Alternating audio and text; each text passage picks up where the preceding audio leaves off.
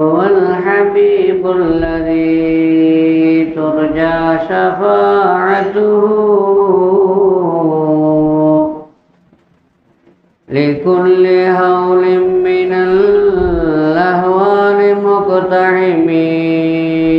مولاي صل وسلم دائما أبدا لا حبيبك خير الخلق كلهم يا أكرم الخلق ما لي من ألوذ به سواك عند حلول الحادث العمم. مولاي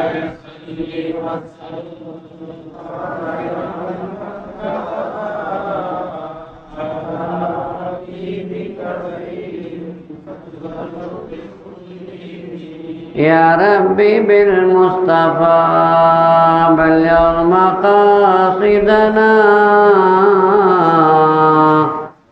واغفر لنا ما مضى يا واسع الكرم.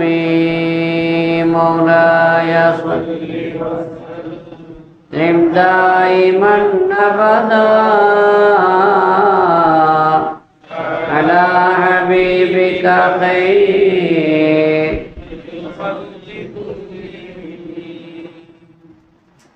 السلام عليكم ورحمة الله وبركاته. الحمد لله رب العالمين عدد خلقه وزنة عرشه ورضا نفسه ومداد كلماته. سبحانك لا علم لنا إلا ما علمتنا إنك أنت العليم الحكيم. اللهم صل على سيدنا محمد وعلى آل سيدنا محمد وبارك وسلم عليه.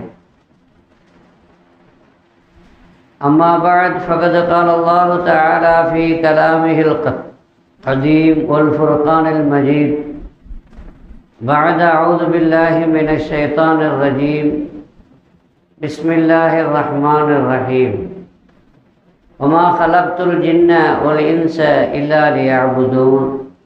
صدق الله العلي العظيم. அளவற்ற அருளாளன் நிகரற்ற அன்புடையோன் எல்லாம் வல்ல அல்லாஹுவின் திருப்பெயரால் துவக்கம். அல்லாஹுவை பயந்து நடந்து கொள்ளும்படி வாழ்வின் எல்லா நிலைகளிலும் தக்வாவுடைய வாழ்க்கையை மேற்கொள்ளும்படி முதலாக எனக்கும் உங்களுக்கும் உபதேசம் செய்து கொள்கிறேன். ரப்புல் ஆலமீன் புனிதமான பாக்கியம் நிறைந்த இந்த மஜ்லிஸில் நம்மை எல்லாம் ஒன்று சேர்த்ததை போன்று கண்மணி நாயகம் ரசூலை கரீம் ஸல்லல்லாஹு அலைஹி வஸல்லம் அவர்களோடு நம்மை சங்கமிக்க செய்வானாக. ஃபித்துன்யா கபலல் ஆகிரா. பாக்கியமான நம்முடைய ஊரில் அருளான மஜ்லிஸ்கள் தொடர்ந்து நடைபெற்று வருகிறது. பூமான் நபி ரசூலை கரீம் ஸல்லல்லாஹு அலைஹி வஸல்லம் அவர்கள் பிறந்த இந்த மாதம் உலகெங்கிலும் மகிழ்ச்சி பெருக்கோடு கொண்டாடப்பட்டு வருவதை நாம் பார்த்து வருகிறோம். பூமான் நபி ஸல்லல்லாஹு அலைஹி வஸல்லம் அவர்களுடைய வாழ்வை அவர்களுடைய சரிதத்தை நாம் தொடர்ந்து கேட்கக்கூடிய பாக்கியத்தை அல்லாஹ் நம் ஊர் மக்களுக்கு வழங்கியிருக்கிறார். பல்வேறு தலைப்புகளில் பல்வேறு கோணங்களில் பூமான் நபி ஸல்லல்லாஹு அலைஹி வஸல்லம் பேசப்பட்டு கொண்டிருக்கிறார்கள். அதிலே இன்று கொடுக்கப்பட்ட தலைப்பு இறை வணக்கத்தில் இன்பம் கண்ட இறை தூதர் ஸல்லல்லாஹு அலைஹி வஸல்லம். எனக்கு முன்பு ஒரே நிகழ்த்திய மௌலவி முஸ்தல் காதீம் என்னுடைய பாலிய சிநேகிதர் கர்த்தமன்னா சையது முகமது ஃபாசில் பாக்கவி அவர்களுடைய மகனார். அல்லாஹ் சையது முகமது பாக்கவி அவர்களுடைய மன்னரையை வெளிச்சமாக்கி அவர்களுடைய மறுமை அந்தஸ்தை மேலும் மேலும் உயர்த்துவானாக. உரை நிகழ்த்திய அவருக்கும் அல்லாஹ் எல்லா வகையான பாக்கியங்களை வழங்கி அருள் புரிவானாக.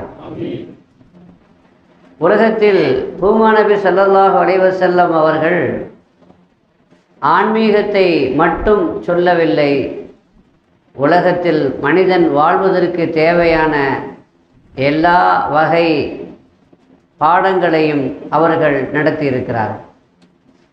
பொதுவாக பூமா நபி ஸல்லல்லாஹு அலைஹி வஸல்லம் அவர்களை பற்றி நாம் சொல்லும் பொழுது, அவர்களுடைய மஹப்பத்தை வெளிப்படுத்துகிற பொழுது, அவர்கள் மீதுள்ள நம்முடைய நேசத்தை நாம் வெளிச்சம் போட்டு காட்டுகிற பொழுது, குறிப்பாக சுன்னத் ஜமாத்தை சார்ந்த நாம் அதை சிலாகித்து பேசுகிற அந்த நேரத்தில் இபாதத்தை பற்றி, அவர்கள் செய்த இபாதத்தை பற்றி, அவர்கள் செய்த இறை வணக்கத்தை பற்றி நாம் தெரிந்து கொள்வது, நாம் அவர்களை அந்த வகையிலையும் அந்த விஷயத்திலையும் பின்பற்ற வகை செய்யும் வழி செய்யும் என்ற அடிப்படையான காரணத்தை முன்னிட்டு இந்த தலைப்பு இங்கு கொடுக்கப்பட்டிருப்பதாக நினைக்கின்றேன். பொதுவாக சுன்னத் ஜமாத்தை சார்ந்தவர்கள் அதிகமாக இபாதத் செய்யக்கூடியவர்கள். ஆனால் மார்க்கத்தை விளையாட்டாக ஆக்கி கொண்டவர்கள் அதிகமாக இபாதத் செய்வதையும் கூட கேலி செய்கிறார்கள். அதிகமாக நஃபில் வணக்கங்கள் செய்வதையும் கூட ஆட்சேபிக்கிறார்கள். ஏன்னா இவ்வளோ இபாதத்து, இவ்வளோ கஷ்டப்பட்டு வணக்கம் வழிபாடு செய்ய வேண்டிய அவசியம் இல்லை, மார்க்கம் ரொம்ப எளிமையானது, எளிதானது, அதை இவர்கள் கஷ்டப்படுத்தி கொள்கிறார்கள் என்ற ஒரு குற்றச்சாட்டையும் நம்மின் மீது வைக்கின்றார்கள். எனவே பெருமானார் ஸல்லல்லாஹு அலைஹி வஸல்லம் அவர்கள் இபாதத்திலே எந்த அளவிற்கு ஆர்வம் காட்டினார்கள், அவர்கள் எந்த அளவிற்கு இபாதத் செய்தார்கள் என்பதை நாம் தெரிந்து கொள்ள வேண்டிய அவசியம், கடப்பாடு நம் எல்லோருக்கும் இருக்கிறது. இங்கே பெருமானார் ஸல்லல்லாஹு அலைஹி வஸல்லம் இபாதத்து செய்தார்கள், எவ்வளவு இபாதத் செய்தார்கள், என்ன இபாதத் செய்தார்கள் என்பதல்ல தலைப்பு. இறை வணக்கத்தில் இன்பம் கண்ட இறை தூதர், அதுதான் இந்த தலைப்பு. கடமைக்காக நாம் செய்யக்கூடாது, கடமையை செய்ய வேண்டும். சடங்குக்காக வேண்டி காரியங்களை ஆற்றக்கூடாது. மனப்பூர்வமாக, இதயபூர்வமாக, உணவுபூர்வமாக நாம் ஒரு காரியத்தை செய்கிற பொழுதுதான் அதற்கு மிகப்பெரிய பலன் கிடைக்கும் என்ற ஒரு தத்துவத்தை நாம் ஆரம்பத்தில் விளங்கிக் கொள்ள வேண்டும். பூமா நபி ஸல்லல்லாஹு அலைஹி வஸல்லம் அவர்கள் இந்த உலகத்தில் சொல்லும் பொழுது ஒரு செய்தி சொன்னார்கள். ஹுப்பிப இலைய மின் துன்யாக்கும், உங்களது துன்யாவில் எனக்கு சில விஷயங்கள் பிரியமாக்கப்பட்டிருக்கிறது. அதில் ஒன்று அந்நிசா, பெண்கள், இரண்டாவது அத்தீப், நறுமணம் என்று சொல்லிவிட்டு, உங்களுடைய துன்யாவில் எனக்கு சில விஷயங்கள் பிரியமாக்கப்பட்டிருக்கிறது என்று சொன்ன பெருமானார் ஸல்லல்லாஹு அலைஹி வஸல்லம் அடுத்து ஒரு செய்தியை சொல்லும் பொழுது, வஜுஇலத் குர்ரத்து ஐனி ஃபிஸ்ஸலா, என்னுடைய கண் குளிர்ச்சி தொழுகையிலே ஆக்கப்பட்டிருக்கிறது என்று சொல்கிறார். நாம் இங்கு ரெண்டு செய்தியை விளங்கிக் கொள்ள வேண்டும். முதல் செய்தி உங்கள் துன்யா என்று சொல்கிறார்கள். அப்படின்னா இந்த பொருட்களை எல்லாம் நான் ஒரு துன்யாவுடைய பொருளாக நான் கருதவில்லை என்று அர்த்தம். துன்யா ஆகிரத் என்ற வித்தியாசமில்லை, எனது பார்வை நேர் பார்வை, ஒரே பார்வை. ரெண்டாவது, இந்த துன்யா மாலி ஒலி துன்யா, எனக்கும் இந்த துன்யாவுக்கும் என்ன சம்பந்தம் இருக்கிறது என்று கூட ஒரு சந்தர்ப்பத்திலே கேட்டார். எனவே துன்யாவிலே வாழ்ந்தாலும் கூட துன்யாவோடு கலக்காதவர்கள், அதைத்தான் மின் துன்யாக்கும், என்னுடைய துன்யா இல்லை உங்களுடைய துன்யாவிலே இது எல்லாம். பொதுவாக பெண்கள் மீது உள்ள பிரியம், இங்கே பெண்கள் என்று சொன்னால் மனைவிமார்களை அவர்கள் எந்த அளவிற்கு நேசித்தார்கள் என்பது உத்தேசம். நறுமணம், இந்த ரெண்டுமே எல்லா மனிதர்களுக்குமே பிரியம்தான். எனக்கும் பிரியம்தான் என்று சொல்லவில்லை, எனக்கு பிரியமாக ஆக்கப்பட்டது. அல்லாஹ் எனக்கு இந்த ரெண்டையும் பிரியமாக ஆக்கினான். பிரியமாக இதை ஆக்கினாலும் கூட மூன்றாவது விஷயம், தொழுகை எனக்கு கண் குளிர்ச்சியாக ஆக்கப்பட்டிருக்கிறது என்று சொல்கிறார். அப்படின்னா பெண்கள் மனைவி மூலமாக ஏற்படுகிற ஒரு இன்பம் இருக்கிறது. அந்த இன்பத்தை நாம் சுவைத்திருக்கிறோம், அனுபவித்திருக்கிறோம் இல்லையா? அந்த நேர்கோட்டில் தொழுகை பற்றியும் சொல்கிறார்கள் என்றால் இது சிற்றின்பம், அது பேரின்பம். எப்படி உங்களுக்கு பெண்கள் மனைவியின் மூலமாக உங்களுக்கு அது மஹப்பத்து உங்களுக்கு ஆக்கப்பட்டு மஹப்பத் ஏற்படுத்தப்பட்டு அதன் மூலமாக நீங்கள் இன்பம் அனுபவிக்கிறீர்களோ, அதைவிட பன்மடங்கு எனக்கு தொழுகையிலே அந்த இன்பத்தை தரப்பட்டிருக்கிறது என்று சொல்லும் பொழுது இங்கு நாம் இந்த இன்பத்தை வைத்து தொழுகையிலே அவர்கள் எந்த இன்பத்தை பேரின்பத்தை அடைந்தார்கள் என்பதை விளங்கிக் கொள்ள வேண்டும். நாம் இதில் எந்த இன்பத்தை சுவையை சுகத்தை நாம் அறிந்து அனுபவித்து கொண்டிருக்கிறோமோ இதைவிட அவர்கள் தொழுகையிலே அந்த பேரின்பத்தை சுகத்தை அவர்கள் அனுபவித்திருக்கிறார்கள் என்பதை இங்கு சொல்லாமல் சொல்கிறார்கள் என்பதை நாம் முதலிலே அடிப்படையாக விளங்கிக் கொள்ள வேண்டும். பொதுவாக கடமைகள் செய்வது என்று ஒன்று இருக்கிறது, ஃபர்லான காரியம். அல்லாஹ்வுக்கு ரொம்ப பிரியமானது ஃபர்லான காரியம்தான். ஆனால் அந்த ஃபர்லான காரியம் அல்லாஹ்வுக்கு பிரியமானதாக இருந்தாலும் அந்த ஃபர்லான காரியத்தை மட்டும் நாம் செய்தால் இறை நெருக்கத்தை நம்மால் பெற முடியுமா என்றால் முடியாது. அதை அல்லாஹ் ஹதீஸ குதுஸிலே அல்லாஹ் சொல்கிற செய்தியை, புகாரி ஷரீஃபினுடைய அறிவிப்பை கண்மணி நாயகம் ஸல்லல்லாஹு அலைஹி வஸல்லம் சொல்வார்கள், லா யஸாலு அப்தி யதகர்ரபு இலைய பின் நவாஃபில். என்னுடைய அடியான் என் பக்கம் நஃபில் வணக்கங்களை கொண்டு, உபரியான வணக்கங்களை கொண்டு, கடமை இல்லாத வணக்கங்களை கொண்டு நெருங்கி கொண்டே இருக்கிறான். அப்படின்னா அதிகமான இறை வணக்கங்கள், ஃபர்து இல்லாத நஃபிலான உபரியான சுன்னத்தான இபாதத்துகளை கொண்டு ஒரு அடியானுக்கு அல்லாஹ்வின் பக்கம் நெருக்கம் கூடிக்கொண்டே இருக்கிறது, ஏற்பட்டு கொண்டே இருக்கிறது, அதிகரித்து கொண்டே இருக்கிறது. எந்த அளவுக்கு? ஹத்தா ஒஹிப்பா, என்னுடைய அடியானோடு என்னுடைய நெருக்கம் அதனுடைய உச்சம், நான் அவனை விரும்புகிறேன், நான் அவன் மீது பிரியம் வைக்கிற அளவுக்கு. ஃபைதா அஹபப்துஹு, நான் ஒரு அடியானை பிரியப்பட்டு விட்டால், நான் ஒரு அடியானை நேசம் கொண்டு விட்டால், குந்து சம்அஹு வ பஸரஹு வ ரிஜ்லஹு வ யதஹு, அல்லாஹ் சொல்கிறான், அவனது செவியாக நான் ஆகிவிடுகிறேன், அவனது பார்வையாக நான் ஆகிவிடுகிறேன், அவனது கரமாக நான் ஆகிவிடுகிறேன், அவனது காலாக நான் ஆகிவிடுகிறேன். இது அல்லாஹ்வே சொல்வது ஹதீஸு புகாரி ஷரீஃபிலே பதிவாயிருக்கிறது. அப்படின்னா ஒரு அடியான் உபரியான இபாதத்தின் மூலமாக இறை வணக்கத்தின் மூலமாக எந்த அளவிற்கு நெருக்கத்தை பெற்று விடுகிறான் என்றால், அவன் தனது கண்ணை கொண்டு பார்ப்பதில்லை, அல்லாஹ்வுடைய கண்ணை கொண்டு பார்க்கிறான். அவன் தன் காதை கொண்டு அவன் கேட்பதில்லை, அல்லாஹ்வுடைய காதை கொண்டு. ஏன்னா அவனுடைய காதாக நான் ஆகிவிடுகிறேன் என்று அல்லாஹ் சொல்கிறான். அவன் கையை கொண்டு அவன் பிடிக்கவோ செயல்படவோ இல்லை, அல்லாஹ்வுடைய கரமாக அது மாறிவிடுகிறது. செல்கிறான் என்றால் அது அல்லாஹ்வுடைய காலை கொண்டு, ஒரு ரிஜ்லஹு, அவனது காலாக நான் ஆகிவிடுகிறேன் என்று அல்லாஹ் சொல்கிற இந்த ஹதீஸு நாம் ரொம்ப சிந்திக்க வேண்டிய ஒரு ஹதீஸ். ஒரு அடியான் இறை நெருக்கத்தை பெற்றுவிட்டால் எந்த அளவுக்கு ஆகிவிடுகிறான், எந்த அளவிற்கு நெருக்கத்தை பெற்று விடுகிறான். அல்லாஹ்வுடைய மஹப்பத்திற்குரியவனாக ஒரு மனிதன் ஆகும் பொழுது அவன் எவ்வளவு பெரிய மர்த்தபாவை அடைந்து விடுகிறான் என்பதை சுருக்கமாக ஆனால் நறுக்கென்று நாமெல்லாம் புரிகிற வகையில் பூமா நபி ஸல்லல்லாஹு அலைஹி வஸல்லம் இந்த ஹதீஸ் குதுஸியின் மூலமாக நமக்கு தெளிவுபடுத்துகிறார்.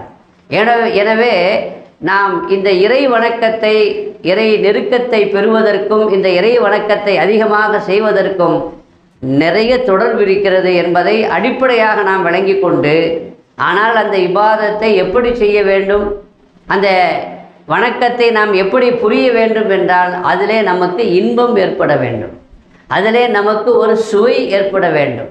பெருமானார் ஸல்லல்லாஹு அலைஹி வஸல்லம் அவர்களுக்கு அந்த சுவை ஏற்பட்டது.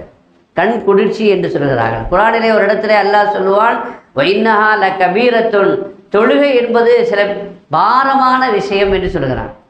தொழுகை என்பது ரொம்ப கஷ்டமான விஷயம் என்று சொல்கிறான். லகபீரத்துன், அது ரொம்ப பாரமாக இருக்குது. இதை நம்ம விலைக்கு சொல்ல வேண்டிய தேவையில்லை, நமக்கு அப்படித்தானே இருக்குது. தொழுகைனாலே ரொம்ப கஷ்டமாக இருக்குது, எரிச்சலாக இருக்குது இல்லையா, சிரமமாக இருக்குது. ஆனால் அல்லாஹ் சொல்கிறான், வைன்னஹா லகபீரத்துன், தொழுகை என்பது ரொம்ப பாரமானது. ஆனால் இல்லா காஷிஈன் அலல் காஷிஈன், பயபக்தி உடையவர்களுக்கு தவிர என்று அல்லாஹ் சொல்கிறான். அப்படின்னா பயபக்தி உடையவர்களுக்கு அது பாரமானது அல்ல, அது சுமை அல்ல, அது சுகமானது என்று அங்கே அல்லாஹ் புள்ளி வைக்கின்றான். பயபக்தி உடையவர்கள் யார்? நிறைய பேர் இருக்கிறாங்க. அல்லாஹ்வுடைய நேசர்கள் எல்லாம் பயபக்தி உடையவர்கள் தான். ஆனால் பெருமானார் ஸல்லல்லாஹு அலைஹி வஸல்லம் சொல்கிறார்கள், ஆனா அத்தகாக்கும் பில்லா அக்ஷாக்கும் பில்லா ஆனா அரஃபக்கும் பில்லா, ரெண்டு விஷயத்தை சொல்கிறார்கள். உலகத்தில் என்னை போல அல்லாஹ்வை அறிந்தவர்களும் யாரும் இல்லை. ரெண்டாவது சொல்கிறார்கள், என்னை போல அல்லாஹ்வை பயந்தவர்களும் யாரும் இல்லை. எந்த அளவிற்கு மாரிஃபா நமக்கு கிடைக்கிறதோ, மாரிஃபாவுடைய ஞானம் உண்டாகிறதோ, அந்த அளவிற்கு அல்லாஹ்வுடைய அச்சமும் ஏற்படும், பயபக்தியும் உண்டாகும். அந்த பயபக்தி எனக்கு நிறைவாக இருக்கிறது என்று சொன்ன பெருமானார் ஸல்லல்லாஹு அலைஹி வஸல்லம். அப்படின்னா அவங்களுக்கு தொழுகை எப்படி இருக்காதுங்க, பாரமாக இருக்காது. அதைத்தான் சொல்கிறாங்க, ஜுஇலத் குர்ரத்து ஐனி ஃபிஸ்ஸலா, தொழுகையில் எனக்கு கண் குளிர்ச்சி ஆக்கப்பட்டிருக்கிறது என்று சொல்லித் தருகிறார். வீட்டில் சாதாரணமாக தான் இருப்பாங்க. ஆயிஷா நாயகி சொல்கிறாங்க, தான் வேலையை அவங்களே சொந்தமாக செய்வாங்க. எங்கள் மனைவிமார்களுக்கு ஹெல்ப் பண்ணுவாங்க. உதாரணமாக புளிய வைக்கணுமானா கத்திரிக்காய் அறுத்து கொடுக்கணும், வெங்காயம் நறுக்கணும்னா நம்மளாம் செய்கிறதே இல்லை. ஆனால் பெருமானார் ஸல்லல்லாஹு அலைஹி வஸல்லம் மனைவிக்கு ஹெல்ப் செய்வாங்க. ஆயிஷா நாயகி சொல்கிறாங்க, அவங்க செருப்பு கிழிஞ்சு போச்சுன்னா அது அவங்களே தைப்பாங்க. எக்ஸ்டிஃபுனாயிலா. அதே மாதிரி பூமா நபி ஸல்லல்லாஹு அலைஹி வஸல்லம் துணி கிழிஞ்சிருச்சு தைக்கணும் அப்படின்னா அவங்களே ஊசி நூலை வச்சு என்ன செய்துக்குவாங்க, தச்சுக்குவாங்க. வீட்டில் ஆட்டுக்கு பால் கறப்பார்கள். இப்படி எல்லா வேலையும் செய்வாங்க, எங்களோடு பேசுவாங்க. ஆனால் பாங்கு சொல்லப்பட்டு விட்டால், தொழுகையினுடைய நேரம் வந்து விட்டால், ஃபைதா ஹலரத்தி ஸலா, தொழுகை வந்து விட்டால், ஹரஜ அண்ணா கஅன்னஹு லம் யஅரிஃப்னா, முன்ன பின்ன எங்களை தெரியாத ஒரு ஆள் மாதிரி பரப்பிட்டு போயிடுவாங்க, சொல்லக்கூட மாட்டாங்க. அப்படின்னா துனியாவில் இருந்தாலும் கூட நமக்கு அங்கே அவருடைய கவனம், அவருடைய பார்வை, அவர்களுடைய முக்கியத்துவம், அவருடைய எல்லா எண்ணமும் எதிலே இருக்கிறது என்பதை இந்த ஆயிஷா ரலியல்லாஹு அன்ஹாவுடைய ஹதீஸு நமக்கு தெளிவுபடுத்துகிறது. ஏன் அந்த அளவுக்கு தொழுகையில் ரொம்ப ஈடுபாடு கொண்டாங்க, எப்படி அந்த அளவுக்கு தொழுகையில் அவங்க லயித்து போனாங்க என்பதை அவர்களுடைய சஹாபாக்களில் அல்லாஹ்வுடைய நேசர்கள் அவர்களுடைய வரலாற்றை நாம் பார்த்து படித்தாலே தெரிந்து கொள்ள முடியும். ஹஜ்ரத் இமாமுல் ஆலம் அபூ ஹனீஃபா ரஹ்மத்துல்லாஹி அலைஹி அவர்களை பற்றி சொல்லப்படுகிறது ஒரு ஹதீஸு, ஒரு செய்தி. அவங்க தொழுகைக்கு வர்றாங்க பள்ளிவாசலுக்கு. அன்றைக்கு பிலால் இமாமத் செய்கிறார். மோதினாராக இருக்கக்கூடியவர் அந்த இஷாவுடைய தொழுகைக்கு இமாமத் செய்கிறார். அந்த தொழுகையில் இதா சுல்சிலத்தில் அர்து சில்சாலஹா என்ற சூறாவை அவர் ஓதுகிறார். அதில் இமாம் அபூ ஹனீஃபா அவர்கள் மாமூமாக கலந்து கொள்கிறார்கள்.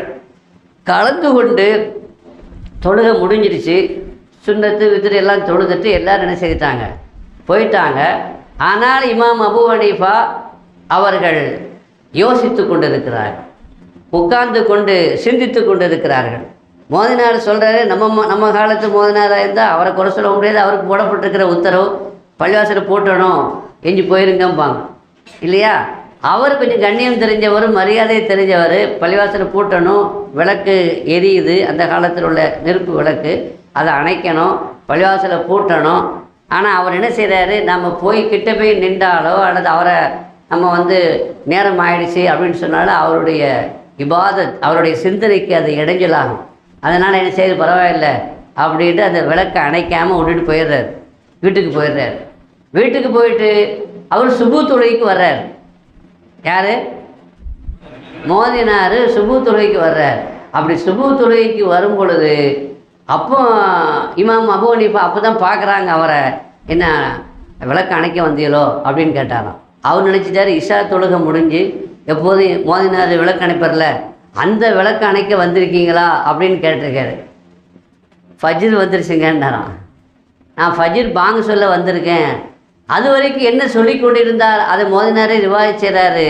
அந்த இதா சுல்சிலத்தில் அர்து சில்சாலா அந்த சூறாவுடைய கடைசியில் ஃபமை யஅமல் மிஸ்கால தர்ரத்தின் கைரன் யரா வமை யஅமல் மிஸ்கால தர்ரத்தின் ஷர்ரன் யரான்னு வருமா இல்லையா, அதிலேயே சிந்தித்து கொண்டிருந்திருக்கிறார். யாமன் யஜ்ஸி மன் அமில பி கைரின் கைரன் யரா என்று. அதாவது கைரை, ஒரு அணுவளவு கைரை செய்தவனுக்கு கைரை கூலியாக கொடுப்பவனே. யாமன் எஜிசி யஅமலு ஷர்ரன் ஷர்ரையரா, ஒரு அணுவளவு தீங்கு செய்தவனுக்கு தீங்கை கூலியாக கொடுப்பவனே. இந்த நொமானுங்கிறது அவங்களுடைய அசல் பெயர். இந்த நொமானை நரகத்தை விட்டும் நீ பாதுகாப்பாயா, சொர்க்கத்தை கேட்பதற்கு எனக்கு தகுதி இருக்கிறதா இல்லையா என்று எனக்கு தெரியவில்லை, இந்த நொமானை நீ நரகத்தை விட்டும் நீ பாதுகாப்பாயாக என்று சொல்லிக்கிட்டே அதை பற்றி சிந்தித்து கொண்டு அதை பற்றி யோசித்து கொண்டு இருக்கிறார். இஷாவில் தொடங்கின அந்த சிந்தனை, அந்த தியானம் சுபு வரைக்கும் தொடர்ந்திருக்கிறது. ரிவாயத்துகளில் பல்வேறு கிரந்தங்களில் எழுதுகிறாங்க, இஷாவுக்கு செய்த உதவை கொண்டு இமாம் அபூ ஹனீஃபா ரஹ்மத்துல்லாஹி அலைஹி அவர்கள் 40 வருஷம் ஃபஜ்ர் தொழுதிருக்கிறார். அப்படின்னா ஒரு நாள் 2 நாள் நிகழ்ச்சி அல்ல. இது எப்படி இருக்க முடியும், எப்படி சாத்தியமாகும்? நீங்களும் கேள்வி கேட்பீர்கள், நானும் கேள்வி கேட்பேன். ஆனால் அவர்கள் அந்த இன்பத்தை கண்டார்கள், அதிலே சுவையை கண்டார்கள். எந்த அளவிற்கு அப்படின்னா நேரம் போனதே தெரியல. நமக்கு எதுலங்க நேரம் போகிறது தெரியாது, எதில் நம்ம லைட்டு போவோமோ அது நமக்கு நேரம் போகிறது தெரியாது. ஆனால் அவர்களுக்கு எதில் நேரம் போனது தெரியாமல் ஆயிருக்கிறது, இபாதத்தில், சிந்தனையில், குரானை பற்றி உள்ள சிந்தனையில் அவர்களுக்கு நேரம் போனது தெரியவில்லை என்றால் இதை அவர்கள் எங்கிருந்து கற்றார்கள், இதை அவர்கள் எங்கிருந்து பெற்றார்கள் என்று பார்க்கும் பொழுது ஹுமா நபி ஸல்லல்லாஹு அலைஹி வஸல்லம் அவர்களுடைய வாழ்க்கை வரலாற்றில் இருந்து, அவர்களுடைய இரவு வணக்கத்தில் இருந்து அவர்கள் அதை பெற்றிருக்கிறார்கள் என்பதை நாம் பார்க்கிறோம், நாம் புரிந்து கொள்கிறோம். பெருமானார் ஸல்லல்லாஹு அலைஹி வஸல்லம் எந்த அளவிற்கு இரவு வணக்கத்தில் ஈடுபட்டு இருக்கிறார்கள் ஹதீஸில் நிரப்பமாக வருகிறது. ஒரு சந்தர்ப்பத்தில் அப்துல்லா இப்னு மஸ்ஊத் ரலியல்லாஹு அன்ஹு சொல்கிறாங்க, ஸல்லல்லாஹு அலைஹி வஸல்லம் தொழுதாங்க. சரி, நல்ல வாய்ப்பு, நானும் பின்னாடி தொழுதேன். கொஞ்சம் ரசூலுல்லாஹ்வோடு தொழக்கூடிய அந்த பாக்கியத்தை நாம் ஏன் விடுவோம் என்று நான் தொழுதேன். ஆனால் எந்த அளவுக்கு தொழுதாங்கன்னா நான் ஒரு மோசமான நினைப்பு எனக்கு வந்துருச்சு, அது வரைக்கும் நான் தொழுதுட்டேன் அப்படிங்கிறார். என்ன அப்படி என்னங்க மோசமாக நினச்சிங்க அப்படின்னு. ஒரு கட்டத்தில் நம்மளால் தொழ முடியலை, விட்டுட்டு உட்காந்துருவோமா அப்படின்னு நினச்சிட்டேன். கண்டினியூ பண்ண என்னால் முடியலை. ஆனால் அவங்க என்ன செய்துகிட்டே இருக்கிறாங்க, தொழுது கொண்டே இருக்கிறார்கள், லைத்து ஓதிக்கொண்டே இருக்கிறார்கள். ஹுதைஃபா ரலியல்லாஹு அன்ஹு அறிவிக்கிறார்கள், ஒரு தடவை ரசூலுல்லாஹி ஸல்லல்லாஹு அலைஹி வஸல்லம் அவர்களுக்கு பின்னாடி நான் தொழ நின்றேன். முதல்ல சூரத்துல் ஃபாத்திஹாவுக்கு பிறகு பக்ரா ஓத ஆரம்பித்தாங்க. நான் நினச்சேன் ஒரு 100 ஆயத்து ஓதுவாங்க, 100 ஆயத்து ஓதிட்டு என்ன செய்வாங்க, ருக்கு செய்வாங்க அப்படின்னு நினச்சேன். ஆனால் 100 ஆயத்தையும் தாண்டி சூரத்துல் பக்ரா ஃபுல்லாக அங்கே எடுத்துக்கிட்டு இருக்குது, போய்கொண்டு இருக்கிறது.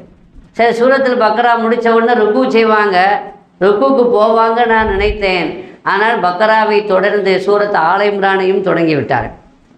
இதில் கொஞ்சம் ஓதுவாங்க அப்படின்னு நினச்சா சூரத் ஆல் இம்ரானையும் ஓதி தொடர்ந்து முடித்து அதுக்குள்ள சூரத்து நிசாவையும் ஓத ஆரம்பித்து விட்டார்கள். கிட்டத்தட்ட சூரத்து நிசாவையும் முடித்தாங்கன்னா 4.5 நாள் தராவி தொழுகையினுடைய அளவு. அதை ஒரு ரக்காத்தில் ஓதி இருக்கிறாங்க. ஹுதைஃபா ரலியல்லாஹு அன்ஹு சொல்கிறாங்க, நமக்கு இந்த 20 ரக்காத்தில் இந்த 1.25 ஜுஸு ஓதுறதுக்கு படாத பாடு நம்ம படுறோம். நம்ம பற்றி நமக்கு தெரியும்ல. பெரும்பாலும் நம்மள சில பேர் என்ன செய்கிறதில்ல, தக்பீர் கட்டுறதே இல்லை. அவர் கடைசியில் முடிக்கிற கட்டத்துக்கு ஒருவர் பாருங்கள், அந்த நேரம் பார்த்து நம்ம எழுந்து தக்பீர் கட்டி கொடுக்குறோம். ஹாஃபிஸாக இருக்கக்கூடியவங்களுக்கு கவனம் வேறு வகையில் இருக்கிறதுனால அவங்களுக்கு தெரிகிறதில்ல. ஆனால் பின்னாடி நிற்கக்கூடியவங்க, மமூமாக இருக்கக்கூடியவங்க எவ்வளோ அவஸ்தைப்படுறாங்கங்கிறது நாம விளங்கி கொள்ளுவோம். இப்போ இவ்வளவும் ஓதியிருக்காங்க, எவ்வளோ ஓதியிருக்காங்க, இதில் எப்படி ஓதுனாங்க அதையும் சொல்கிறாங்க. குர்ஆன் ஷரீஃபில் அந்த ஆயத்தில் சொர்க்கத்தை பற்றி சொல்லப்பட்டால் அந்த இடத்துல நிப்பாட்டி, யா அல்லாஹ் சொர்க்கத்தை கேட்கிறேன் அப்படின்னு துவா ஓதுவாங்க. அந்த ஓதிக்கொண்டு வருகிற அந்த ஆயத்தில் நரகத்தை பற்றி சொல்லப்பட்டால், யா அல்லாஹ் உன்னிடத்தில் நரகத்தை விட்டும் பாதுகாப்பு தேடுகிறேன் என்று என்ன செய்வார்கள், சொல்லுவார்கள். தஸ்பீகை பற்றி சொல்லப்பட்டால் உடனே கொஞ்ச நேரம் தஸ்பீஹ் செய்வார்கள் தொழுகையில். இப்படி ஆயத்தை இப்படி நிறுத்தி இடையில துவா செய்து சூரத்து நிசா வரைக்கும் ஓதி இருக்கிறாங்க ஒரு ரக்காத்தில். அப்படி ஓதி ருக்கு செய்கிறாங்கன்னா ருக்கு எவ்வளோ செய்திருப்பாங்க. ஹுதைஃபா ரலியல்லாஹு அன்ஹு சொல்கிறாங்க, கிட்டத்தட்ட கியாமில் நிற்கும் பொழுது எவ்வளோ நேரம் நின்றாங்களோ அந்த அளவுக்கு கிட்டத்தட்ட ருக்கு செய்தாங்கங்கிறாங்க. அப்படின்னா எவ்வளோ நேரம் ஆயிருக்குங்கிறத நீங்கள் கற்பனை பண்ணிக்கொள்ளுங்க. அதுக்கு பிறகு சமி அல்லாஹு லிமன் ஹமீதா அப்படின்னு என்ன செய்கிறாங்க, சொல்கிறாங்க, நிலைக்கு வருகிறார்கள். நிலைக்கு வந்து ஓதக்கூடிய தஸ்பீஹை ஓதுகிறார்கள். கிட்டத்தட்ட ருக்குவனுடைய அளவுக்கு அவங்க நிலைக்கு வந்து நிற்கிறார்கள். அதற்கு பிறகு சுஜூத் செய்கிறார்கள். சுஜூதில் ஒவ்வொரு சுஜூதும் எவ்வளோ நீளம் என்று சொன்னால், நின்ற அளவு, கிராத்து ஓதுவதற்காக நின்றார்களே அந்த அளவிற்கு, சூரத்து நிசா ஓதக்கூடிய அளவுக்கு நின்றாங்க அப்படின்னா அந்த அளவுக்கு சுஜூத் செய்கிறாங்க. சுஜூத் செய்து அப்படி 2 சுஜூத் செய்து இப்படி பெருமானார் ஸல்லல்லாஹு அலைஹி வஸல்லம் தொழுகையினுடைய நீளம், அதனுடைய ஆழம், அகலம். ஆனால் அவர்களுக்கு அதில் இன்பம் கண்ட காரணத்தினால், அதில் அவர்கள் லைத்து போன காரணத்தினால் அது அவர்களுக்கு சுமையாக இல்லை. எப்படி இருந்தது, சுகமாக இருந்திருக்கிறது. ரொம்ப லைத்து குர்ஆன் ஓதுகிறார்கள், ரொம்ப ரசித்து குர்ஆன் ஓதுகிறார்கள். சில சமயத்தில் ஒரு ஆயத்தை திரும்ப ஓதி அழுதிருக்கிறார்கள். அப்துல்லா இப்னு மஸ்ஊத் ரலியல்லாஹு அன்ஹு சொல்லுவார்கள், இதே மாதிரி தான் சூரத்து நிசாவை தொடங்கினார்கள். சூரத்து நிசாவை தொடங்கி ஓதிக்கொண்டே வருகிற பொழுது ஃபகைஃப இதா ஜினா பிக என்ற ஆயத்து வருகிறது. நபியே, உங்களை இந்த உலகத்தாருக்கு சாட்சியாளராக கொண்டு வருவோம் என்று அந்த வசனம் வருகிற பொழுது தேம்பி தேம்பி அழுகிறார். என்னை இந்த உம்மத்திற்கு சாட்சியாளராக கொண்டு வரப்படுவோம். இந்த உம்மத்தை மற்ற நபிமார்களுக்கு சாட்சியாக அல்லாஹ் கொண்டு வருவான். ஷஹீதா, உங்களை இவர்களுக்கு சாட்சியாக கொண்டு வருவான். என்னுடைய உம்மத்திற்கு நான் சாட்சியாக அல்லாஹ்வால் கொண்டு வந்து முன்னிறுத்தப்படுவேன் என்பதை நினைத்து அழுகிறார்கள். அதை நினைத்து அழுது திரும்ப திரும்ப ஓதி அந்த தொழுகையை நிறைவு செய்கிறார்கள் என்று சொன்னால் அந்த தொழுகை எப்படி இருந்திருக்கும் என்பதை நீங்கள் எண்ணி பார்க்க வேண்டும். ஜமாத்துடைய தொழுகையில் எவ்வளோ கவனம் செலுத்தினார்கள். ஜமாத்துடைய தொழுகை விட்டதே இல்லை, இரவு தொழுகையும் விட்டதே இல்லை. ஆயிஷா நாயை சொல்கிறார்கள், நீ இரவு தொழுகையை விட்டு விடாதே மகனே, தன்னுடைய மாணவருக்கு சொல்கிறார்கள். ஏனென்றால் அண்ணன் நபி ஸல்லல்லாஹு அலைஹி வஸல்லம் கான லம் யதஉ கியாமல் லைல், இரவு தொழுகை அவங்க விட்டதே இல்லை. எனவே என்றும் நீ இரவு தொழுகைன்னு சொன்னால் என்னங்க, இஷாவுக்கு பிறகு தொழக்கூடிய அந்த பாதி இரவு எழுந்து தொழக்கூடிய தொழுகை, அதுதான். இப்போ கியாமுல்லைல்ங்கிற ஒரு பேரை நம்ம எதுக்கு வச்சுருக்கிறோம்? நம்ம ஆட்கள் ஒரு புதிய குழப்பவாதிகள் வந்ததுலேருந்து இந்த கியாமுல்லையில் வந்து தராவி தொழுகை தான் கியாமுல்லைல் அப்படிங்கிறான். ஆனால் எந்த நாளும் கியாமுல்லையில் விட்டதில்லைங்கிறாங்க ஆயிஷா நாயகி. அப்படின்னா எல்லா நாளும் எல்லா மாதமும் ரசூலா என்ன செய்ய மாட்டாங்க, தராவியாக தொழுவாங்க. அப்போ தராவி தொழுகை என்பது வேற, இரவு தொழுகை என்பது வேற. அதை அவர்கள் விடாமல் தொடர்ந்து தொழுதிருக்கிறார்கள் என்பதை அந்த ஹதீஸிலிருந்து நாம் புரிந்து கொள்கிறோம். கண்மணி நாயகம் ரசூலை கரீம் ஸல்லல்லாஹு அலைஹி வஸல்லம் அவர்கள் தொழுகையில் எந்த அளவிற்கு லயித்து போயிருக்கிறார்கள், அந்த தொழுகையில் எந்த அளவிற்கு கவனமாக இருந்திருக்கிறார்கள், எந்த சந்தர்ப்பத்திலையும் ஜமாத் தொழுகையை விட்டதில்லை. பூமா நபி ஸல்லல்லாஹு அலைஹி வஸல்லம். நாம் சாதாரணமாக நம்ம வீட்டு கல்யாணம் நடந்தால் தொழுகையை விட்டுருவோம், ஜமாத்தை விடுறதில் தொழுகையை நம்ம விட்டுறோம் இல்லையா. கொஞ்சம் வீட்டில் அதிகமான ஊருக்கு வந்துருச்சுன்னா தொழுகையை விட்டுறோம். ஆனால் எந்த சந்தர்ப்பத்திலையும் ரசூலுல்லாஹி ஸல்லல்லாஹு அலைஹி வஸல்லம் ஜமாத்தை விட்டதில்லை. எந்த அளவுக்கு அப்படின்னா, ஒரு மனிதனுக்கு கடுமையான அச்சம் ஏற்படுகிறது, கடுமையான பதட்டம் ஏற்படுகிறது, பரபரப்பான சூழ்நிலை. அந்த நேரத்திலையும் அந்த சூழலிலும் பெருமானார் ஸல்லல்லாஹு அலைஹி வஸல்லம் தொழுகையை விட்டதில்லைங்கிறதில்ல, ஜமாத்தை விட்டதில்லை என்பதை நாம் ஹதீஸிலே பார்க்கிறோம். ஜுஹைனா என்ற ஒரு யுத்தம் நடக்கிறது. அந்த யுத்தத்திலே கடுமையான முறையில் முஷ்ரிக்கீன்கள், இணை வைக்கக்கூடியவர்கள் மோதுகிறார்கள். கடுமையான சண்டை, கடுமையான யுத்தம் உக்கிரமமாக நடந்து கொண்டிருக்கிறது. அந்த நேரத்தில் கொஞ்சம் இடைவெளி ஏற்படுகிற பொழுது துஹர் தொழுகை, யுத்தம் நடக்கிறது. முன்னாடி கிப்லாவுக்கு முன்னாடி தான் எதிரிகள் வாளெடுத்து உருவிக்கொண்டு நிற்கிறார்கள். இங்கே பெருமானார் ஸல்லல்லாஹு அலைஹி வஸல்லம் துஹர் தொழுகை ஜமாத்தோடு நடத்துகிறார். துஹர் தொழுகை தொழும் பொழுது அந்த நேரத்தில் எதிரிகள் அதை பார்த்துக்கிட்டே இருக்கிறான். ஆனால் அவனுக்கு இந்த நேரத்தில் எல்லாம் சுஜூதில் இருக்கும் பொழுது ஒரே போடணும் அப்படிங்கிற எண்ணத்தை எல்லாம் அவனுக்கு கொடுக்கல. ஆனால் பார்த்துக்கிட்டே இருக்கிறான். அதுக்கு பிறகு தான் அவனுக்கு ஆஹா மிஸ் பண்ணிட்டோமே, எல்லாரும் மொத்தமாக குனிஞ்சிருந்தாங்க, மொத்தமாக தரையில் விழுந்து கிடந்தாங்க, நம்ம என்ன செய்திருக்கலாமே, ஒரே போட்டிருக்கலாமே, கடுமையான சேதத்தை உண்டாக்கி இருக்கிற இந்த முஸ்லிம்களை கதையை முடித்திருக்கலாமே என்று ஒரு வேதனை வருகிறது. அப்போ அதில் ஒருத்தன் சொன்னானா, இதுக்கு அடுத்து ஒரு தொழுகை வருது, துஹர் தொழுகைக்கு அடுத்து என்னங்க தொழுகை வருது, அசர் தொழுகை வருது. அந்த காஃபிர்கள் கூட தொழுகை பற்றி வழங்கியிருக்கிறார்கள். தொழுகையில் எந்த தொழுகை சிறப்பானது அப்படிங்கிறதையும் வழங்கியிருக்கிறாங்க. அதில் அவன் சொல்லியிருக்கிறான், முஷ்ரிக்கீன்களை ஒருவர் ரிவாயத்தில் அப்படியே வருது, முஷ்ரிக்கீன்களை ஒருவர் சொன்னார், அடுத்து ஒரு தொழுகை வருகிறது, அந்த தொழுகை அஹப்பு இலைஹிம் மினல் அவுலாத், அவங்களுக்கு தங்கள் பிள்ளைகளை விட அந்த தொழுகை அவங்களுக்கு ரொம்ப பிரியமானது. தொழுகைங்கிறது பிள்ளைகள் மேலே நமக்கு எவ்வளோ பிரியம் இருக்குது நமக்கு தெரியும், தந்தைக்கு தெரியும் பிள்ளைகள் மீது எவ்வளோ பாசம் இருக்குது. அதை விட அசர் தொழுகையில் அவங்களுக்கு ரொம்ப பிரியம். ஏன்னா அசர் தொழுகை எவன் தவற விட்டானோ, ஹதீஸில் வருது, நபிகள் நாயகம் ஸல்லல்லாஹு அலைஹி வஸல்லம் அவர்கள் அருளினார்கள், மன் ஃபாத்தஹு ஸலாத்துல் அஸ்ர், மன் ஃபாத்த ஸலாத்துல் அஸ்ர், அசர் தொழுகை எவன் தவற விட்டானோ ஃபக அன்னமா உத்திர அஹ்லுஹுன்னு சொல்கிறாங்க, அவன் குடும்பத்தையே இழந்தவனை போலேன்னு சொல்கிறாங்க. அசர் தொழுகையில் தான் கூட்டம் ரொம்ப கம்மியாக இருக்குங்கிறாங்க. அசர் ஏன்னா சாப்பிட்டு தூங்குகிற நேரமாக இருக்கும். சரி எங்கேயோ ஆக அசர் தொழுகை எங்கேயும் கூட்டமாக இருக்க வேண்டிய ஒரு தொழுகை இல்லையா? அதிகமாக எவ்வளோ பெரிய பாதிப்பு வருது, அவன் குடும்பத்தையே இழந்த ஒருத்தனுக்கு எவ்வளோ பெரிய நஷ்டம் ஏற்படும், எவ்வளோ பெரிய துக்கம் ஏற்படும், அல்லாஹ் பாதுகாக்க வேண்டும். அது மாதிரியான ஒரு துக்கமும் நஷ்டமும் அசர் தொலைவிட்டவர்களுக்கு ஏற்படணும். ஆனால் ஏற்படலையே நமக்கு. காரணம் அவனுடைய வேல்யூ தெரியல நமக்கு.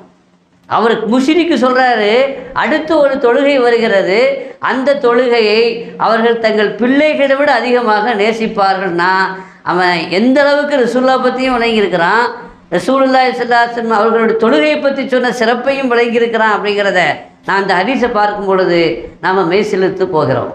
அப்போ அவன் சொல்கிறான், அந்த தொழுகை வரட்டும், சந்தர்ப்பமாக நம்ம என்ன செய்து கொள்ளணும், இதை பயன்படுத்துகிற எல்லாம் சுஜூதில் விழுந்து கிடப்பான்ல, திடீர்னு அட்டாக் பண்ணிடணும். திடீர்னு அட்டாக் பண்ணி வாழால் எல்லாத்தையும் ஒரே போடு அப்படின்னு ரெடியாக நிற்கிறாங்க. இங்கே ரசூலுல்லாஹ்வோட இது அல்லாஹ்வுடைய தூதர் அல்லவா? அவர்களை வழிநடத்துவது யார்? அல்லாஹ் வழி நடத்துகிறான். அவர்களை இயக்குவது யார்? அல்லாஹ் இயக்கி கொண்டு இருக்கிறான். அதை அவர்கள் மறந்து விட்டார்கள். இந்த செய்தி அவன் திட்டம் போட்டு பிளான் பண்ணிட்டு இருக்கும் பொழுது ஜிப்ரீல் அலைஹிஸ்ஸலாம் அல்லாஹ் இறக்கிட்டான். அடுத்த மாதிரி பிளான் பண்ணியிருக்கிறான் அப்படின்ட்டு இறக்கி சலாத்துல் ஹவுஃப் இது மாதிரியான அச்சம் நிலவும் சமயத்தில், பயம் நிலவும் சமயத்தில் எப்படி தொழணும் அப்படிங்கிற புதிய சட்டத்தையும் அல்லாஹ் ஆயத்தில் இறக்கிட்டான். இதில் நாம் கவனிக்க வேண்டிய விஷயம் என்னென்னா, எல்லாரும் மொத்தமாக தொழுதான் அவன் வந்து அட்டாக் பண்ணிடுவான் அப்படின்னா எவ்வளோ பெரிய பரபரப்பான நிலை இருக்கும். இந்த நேரத்தில் மார்க்க நமக்கு என்ன சொல்லலாம், என்னங்க சொல்லலாம்? யாராவது ஒரு குறிப்பிட்ட பேர் ஜமாத்தில் தொழுங்க, மற்றவங்களாம் பாதுகாப்புக்கு நில்லுங்கன்னு சொல்லியிருக்கலாம்ல. ஆனால் அப்படி சொல்லலை. ஏன் அப்படி சொல்லலைன்னா, பெருமானாரோடு ஜமாத்தோடு தொழணுங்கிறது எல்லா சஹாபாக்களுக்கும் இஷ்டம். நீங்கள் ஒரு குறிப்பிட்ட பேர் எங்கூட தொழுவுங்க, அதுக்கு பேர் 2ஆம் ஜமாத்து நடத்துங்கன்னு சொன்னால் அவங்களுக்கு ரசூல்லாவோடு தொழக்கூடிய வாய்ப்பு கிடைக்காது. ஏன்னா யாருக்கு பின்னாடி தொழுதாலும் ரசூல்லாவுக்கு பின்னாடி தொழுது மாதிரி வராது இல்லையா? அதனால் அந்த தொழுகை எப்படி சிஸ்டம் உண்டாக்கப்பட்டுச்சு, அல்லாஹ்வுடைய உத்தரவுப்படி எல்லாரும் மொத்தமாக ரசூல்லா தக்பீர் கட்டினாங்க, சஹாபாக்கள் தக்பீர் கட்டினாங்க, ஸல்லல்லாஹு அலைஹி வஸல்லம் ருக்குவுக்கு போனாங்க, எல்லாரும் ருக்குவுக்கு போனாங்க. சுஜூதுக்கு போகிற சமயத்தில் முதல் சப்பு மட்டும் சுஜூதுக்கு போனாங்க, 2ஆவது சப்பு வால் எடுத்து ரெடியாக பாதுகாப்பாக நின்றுக்கிட்டாங்க. எவனா வருவான் வந்தாங்குது என்ன நின்றுக்கிட்டாங்க. சுஜூது முடித்து ரசூலுல்லா மேலே எழுந்திருக்கிறாங்க. 2ஆம் ரக்காத்து மேலே எழுந்திருக்கும் பொழுது அந்த முதல் 2ஆவது சப்பில் நின்றாங்கல்ல, அவங்க முதல் சப்புக்கு இடம் மாறுறாங்க.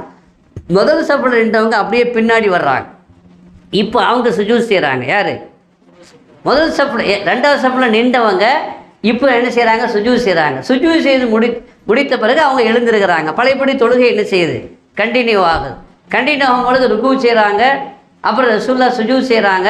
இப்போ முதல் சப்பில் நிற்கிறாங்கல்ல, 2ஆவது சப்பில் இருந்தவங்க அவங்க மட்டும் ரசூலுல்லாஹி ஸல்லல்லாஹு சொல்லுங்களாங்க ஸல்லல்லாஹு அலைஹி வஸல்லம் அவர்களோடு சுஜூது செய்கிறாங்க.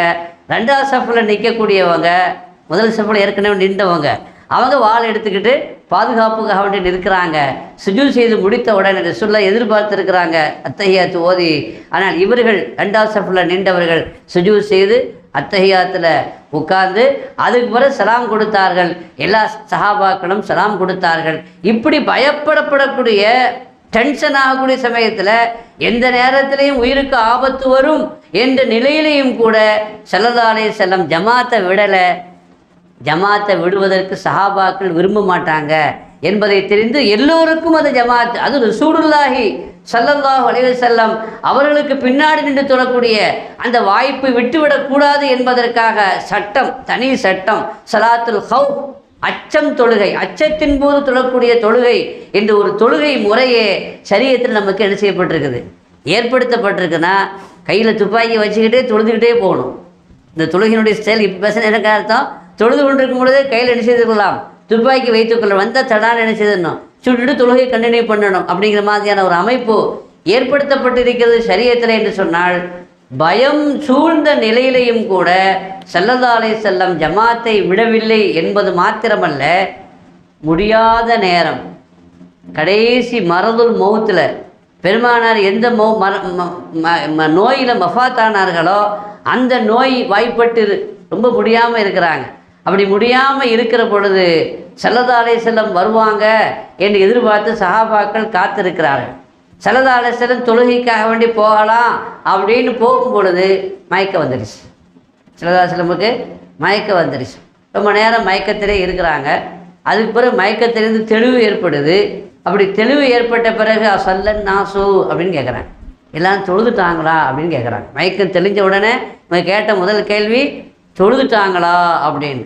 லா, யாருமே தொழலை. ஒஹும் எந்த இருவுனக்க நிஸ்வலா, உங்களுக்காக வேண்டி தொழுகை நீங்கள் வந்து தொலை வைக்கணும் என்பதற்காக வெயிட் பண்ணிட்டு இருக்கிறாங்கன்னு சொன்னாங்க வீட்டில். உடனே சொன்னாங்க ஒரு தொட்டி கொண்டு வாங்கன்னாங்க.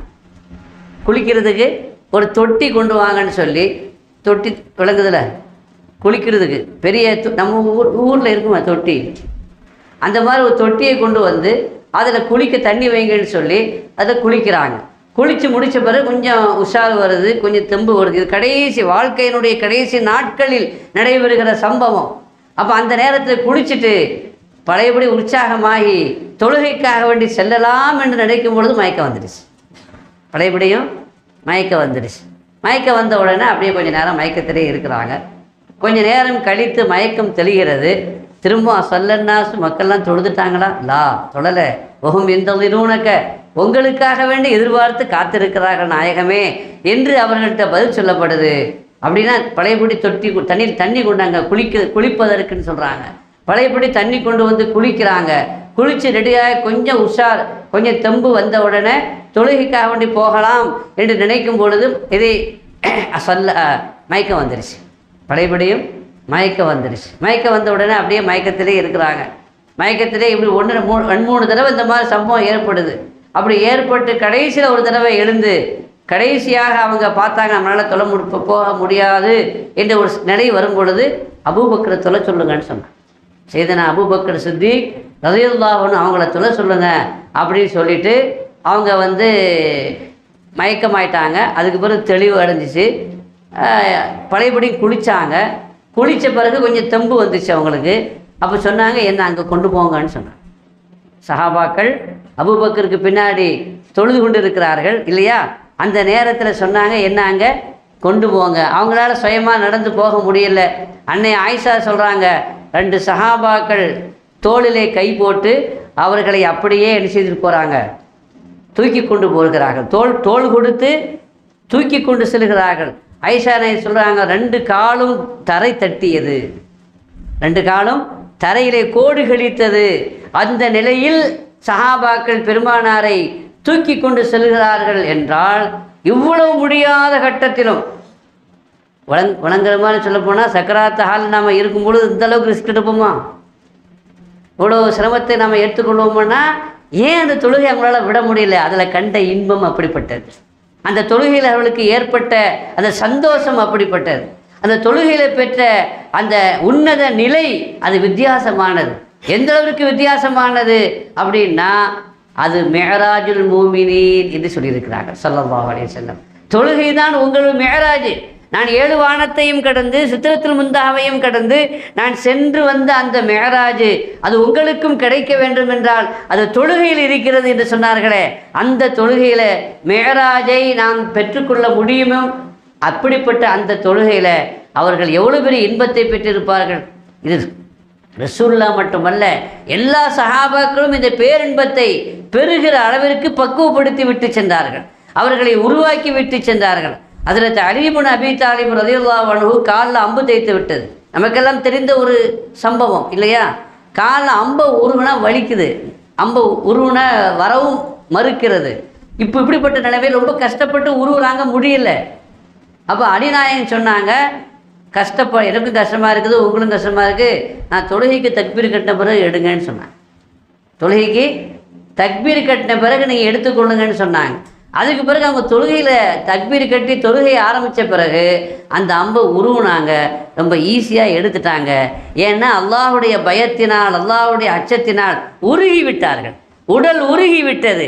எனவே அந்த உடலினுடைய அந்த அமைப்பு அது மெல்லியதாக ஆகிவிட்ட காரணத்தினால் அம்பை ரொம்ப சிம்பிளாக ரொம்ப சாதாரணமாக உருவிட்டாங்க. செலான் கொடுத்த பிறகு கேட்டாங்களாம், அம்பை உருவிட்டீங்களான்னு கேட்டாங்களாம். அப்படின்னா அந்த தொழுகையில் அவங்க எப்படி தொழுதிருப்பாங்க, எப்படி அவங்க லயித்திருப்பார்கள்? நீங்களும் நானும் எண்ணி பார்க்க வேண்டும். நாம் அந்த உலகத்தில் நமக்கு இந்த மாதிரி சம்பவங்கள் ஏற்படுது. பல விஷயத்தில் அப்படியே லயித்து போய் இருந்தால் யார் கூப்பிட்டாலும் கேட்க மாட்டேன். டிவி பார்த்துட்ருக்குறான், ஏதாவது காட்சி பார்த்துட்ருக்கான்னு வச்சுக்கோங்க, அந்த நேரத்தில் அம்மா வந்து கூப்பிட்டான்னு கேட்க மாட்டேங்க, மனைவி வந்து கூப்பிட்டான்னு கேட்க மாட்டேங்க. அதைத்தான் நாரணமே இந்த பூச்சை பார்த்த மாதிரி பார்த்துக்கிட்டே இருக்கிறான். மனசு லைட்டு போய்விட்டது இல்லையா? தூத்துக்குடியில் நான் ஓதிக்கொண்டு இருக்கும்போது சம்பவம் பல தடவை சொல்லி கூட இருப்பேனா. அதாவது எம்ஜிஆருடைய பீரியட் அது. அப்போ ஒரு தியேட்டரில் தீ பிடிச்சி எரிஞ்சு போச்சு. அது என்ன டூரிங் தியேட்டர், ஓலை பிடிச்ச வச்சு கட்டியிருப்பாங்கள்ல, அந்த மாதிரியான ஒரு தியேட்டர். 200 பேர் கிட்டத்தட்ட இறந்து போயிட்டாங்க. அந்த தியேட்டரில் தீ பிடிச்சதில் 200 பேர் இறந்து போயிட்டாங்க. அப்போ முதலமைச்சர் அங்கே இருந்து பார்க்க வர்றார், தூத்துக்குடிக்கு என்ன செய்கிறாரு பார்க்கறதுக்கே வர்றாரு. அவ்வளோ பெரிய விபத்து. இப்போ என்ன நமக்கு டவுட்டு அப்படின்னா, தீ பிடிக்குதுன்னா கொட்டகை தீ பிடிக்கும் பொழுது சூடு வரும்ல, அந்த சூடு நமக்கு தெரியத்தானே செய்யும், தெரியத்தானங்க செய்யும். ஒரு உஷ்ணம் பரவுது, அதுவும் தீ பிடிச்சி எரியுதுன்னு சொன்னால் இருக்கிறவனுக்கு அத்தனை பேருக்கு அந்த உஷ்ணம் வந்து தானே இருக்கும். ஒருத்தனுக்கும் தெரியல, ஒருத்தனும் இப்படி தீ பிடிச்சி எரியுதுங்கிறத உணரவே இல்லை. ஏன் உணரலைன்னா சினிமாவில் லயிச்சு போயிட்டான். சினிமாவுடைய அந்த காட்சியில் லயித்து விட்டான். எந்த அளவுக்குன்னா தீ பிடிச்சி எரிஞ்சு அந்த கூரை மொத்தமாக எரிஞ்சு மொத்தமாக அவன் மேலே விழுந்துருச்சு. அப்போ தான் அவனுக்கு உஷார் வருது. அப்படின்னா ஒரு சினிமா, சாதாரணமான ஒரு சினிமா. அந்த நேரத்தில் இன்னொரு செய்தியும் எழுதியிருந்தாருங்க. இவனுடைய நேரமோ என்னவோ தெரியல, அந்த நேரம் பார்த்து சினிமாவிலையும் தீ பிடிக்கிற காட்சி ஓடி இருக்கு. அந்த நேரம் பார்த்து அவன் அதை பார்த்துக்கிட்டே இருந்திருக்கிறான். அந்த நெருப்பினுடைய சூடு, காட்சியில் ஏற்பட்ட நெருப்பினுடைய சூடு, இப்படி என்ன நினச்சானோ தெரியல.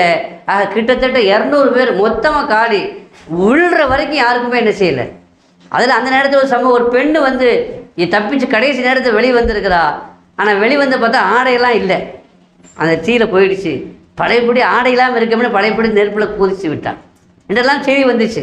இப்போ நம்ம கவனிக்க வேண்டிய விஷயம், ஒரு சினிமாவில் ஒரு மனிதனுக்கு இவ்வளோ பெரிய லயிப்பு ஏற்படும் என்றால், ஆன்மீகத்தில் ஆன்மீகவாதிகளுக்கு அல்லாஹ்வோடு பேரின்பத்தை லயித்தவர்கள், சுகித்தவர்கள், அவர்களுக்கு எவ்வளோ பெரிய இன்பம் ஏற்பட்டிருக்கும் என்பதை நாம் புரிந்து கொள்ள வேண்டும் இல்லையா? நீங்கள் ஹதீஸில் நீங்கள் பார்த்துருப்பீங்க, நிறைய சம்பவங்கள் அதை பற்றி என்ன செய்திருப்பீங்க, கேள்விப்பட்டிருப்பீங்க.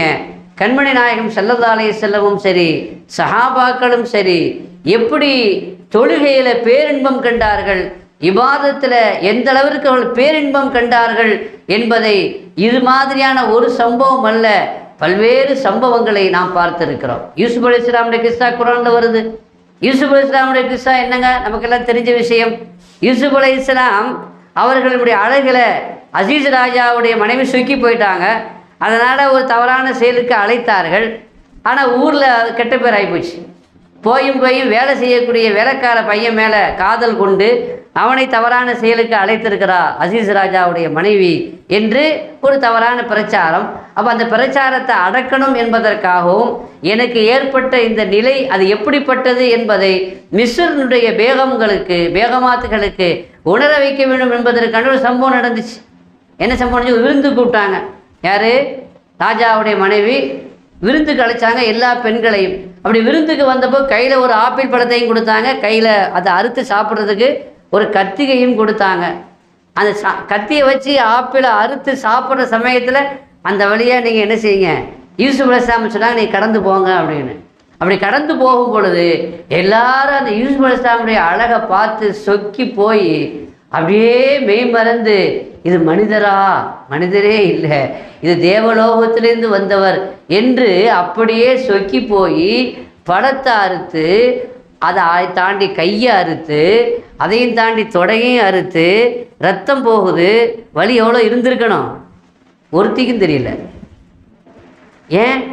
அந்த பேரழகை பார்த்ததில் அப்படியே சொக்கி போய் விட்டார்கள், அந்த அழகில் அப்படியே மயங்கி விட்டார்கள்.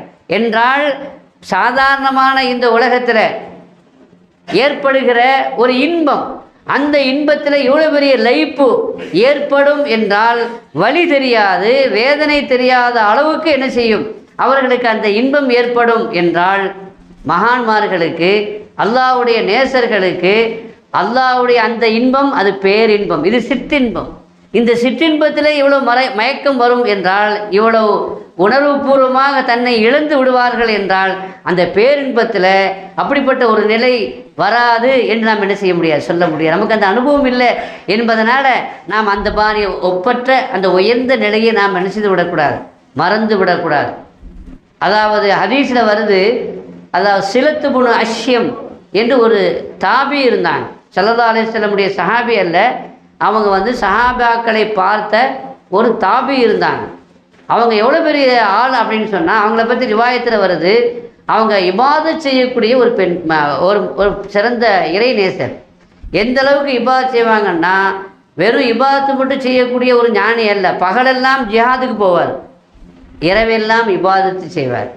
பகலில் வாளெடுத்து வேலெடுத்து வெண்சமர் போர் புரியக்கூடிய அந்த வீரர் இரவு நேரத்தில் எப்படிங்க ஃபுல்லாக இரவு தொழுகையில் ஈடுபடுவார். நம்ம சாதாரணமாக நம்ம வீட்டில் நம்ம கொஞ்சம் கஷ்டப்பட்டு வேலை செய்துட்டா உடம்பு எவ்வளோ வசதியாக இருக்கும், உடம்பு எவ்வளோ களைப்பாக இருக்கும் இல்லையா? ஆனால் இவர் பகலெல்லாம் யுத்தம் செய்வார். பகலெல்லாம் யுத்தம் செய்து விட்டு அப்போ எவ்வளோ களைப்பாக இருக்கும். போர் செய்யணுமானா எவ்வளோங்க கஷ்டமாக இருக்கும், எவ்வளோ களைப்பு இருக்கும், எவ்வளோ நம்ம ஒரு சாதாரண பயணத்தில் வந்தாலே இல்லை, நாம் ஒரு பயணம் போய்விட்டு வந்தாலே தொழுகிறதுக்கு கஷ்டமாக இருக்குது. வேறு வழி இல்லாமல் சில பேர் நம்ம தொழுவோம், சில பேர் பார்த்துக்கலாம் நாளைக்கே அப்படின்னு படுத்துருவோம், கிடந்துருவோம். ஏன்னா அப்படி இருக்கும் உடம்பு அசதி. ஆனால் இவர் யுத்தம் பண்ணிட்டு வந்திருக்கிறாரு அப்படின்னா எவ்வளோ பெரிய அசதி இவருக்கு இருந்திருக்க வேண்டும். ஆனாலும் கூட அவரை பற்றி எழுதுகிறார்கள், ஒரு காபிலை நோக்கி, ஆப்கானிஸ்தானுடைய தலைநகர் காபிலை நோக்கி யுத்தம் படையெடுத்து வருகிறது. அந்த யுத்தத்தில் இவரும் கலந்து கொள்கிறார். கலந்து கொண்ட இவர் பகலெல்லாம் யுத்தம் செய்துவிட்டு நைட்டை எல்லாரும் சீக்கிரமாக தூங்குங்கன்னு சொல்லி கேப்டன் அறிவிப்பு செய்துட்டார். ஆனால் இவர் என்ன செய்கிறதில்ல, தூங்குறதில்ல. எல்லாரும் தூங்கும் பொழுது தூங்குற மாதிரி நடிப்பார். எல்லாரும் படுத்த பிறகு இவரும் படுத்த மாதிரி கண்ணை மூடிட்டு என்ன செய்ய கொஞ்சம் நேரம், அப்போ மற்றவங்களாம் படுத்த கொஞ்சம் நேரத்தில் என்ன செய்வாங்க, தூங்கிடுவாங்க, கொரட்டை விடுவாங்க. அப்போ கொரட்டை விட்டாங்க, அப்போ தூங்கிட்டாங்க, நம்ம யாரும் நம்மளை பார்க்கலன்னு தெரிஞ்ச பிறகு மெதுவாக எழுந்திருப்பார். மெதுவாக எழுந்து, அது ஒரு காட்டுப்பகுதி, என்ன செய்வார், காட்டுக்கு உள்ளே நடந்து செல்வார்.